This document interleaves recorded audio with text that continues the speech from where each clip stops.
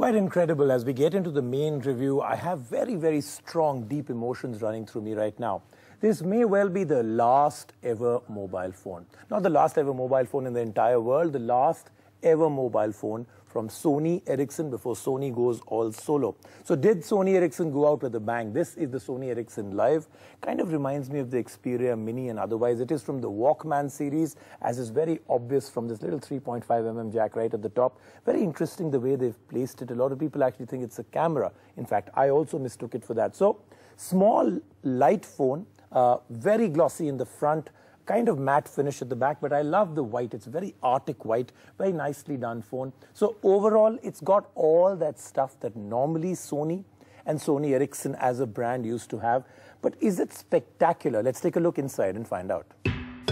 Live with Walkman has just 3 controls on the front of the device. The home button is the only physical key out of the trio, with the back and menu commands being touch-sensitive buttons. Once again, the search key is omitted to free up space. On the left-hand side of the phone, you'll find the volume rocker and camera buttons. The most interesting is the top with a 3.5mm audio along with Walkman key, which opens up the Walkman Music Player app. On the right is the power and the lock button.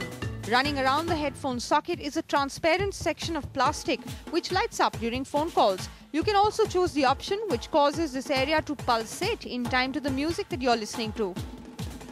The 3.2-inch touchscreen isn't groundbreaking in any way. It lacks resolution because it's just 320 by 480, which in today's day and age really doesn't pass muster.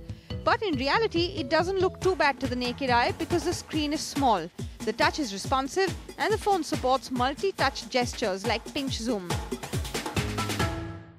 Now, Sony Ericsson obviously always tacks on their own interface on top of Android. They call it Timescape. This one comes with 4.0. You can drag 4 apps to the 4 corners. Plus, it has 5 home screens. Plus, actually, Sony Ericsson has a few interesting extras. There's a Mera Gana extra that comes with it. There's an exploration area. So, some extras, some other things. Let's take a look now. What else is inside this phone to really make it worth the price?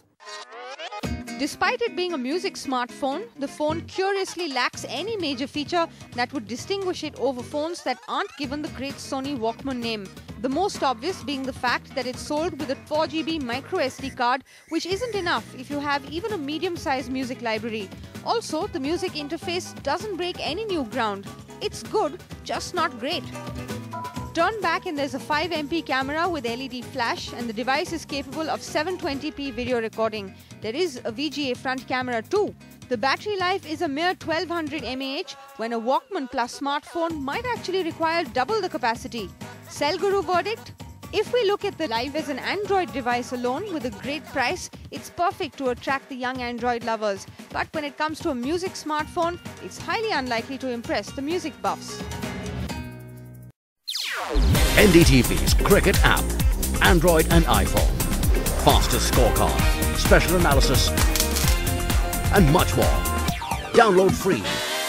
ndtv.com/apps.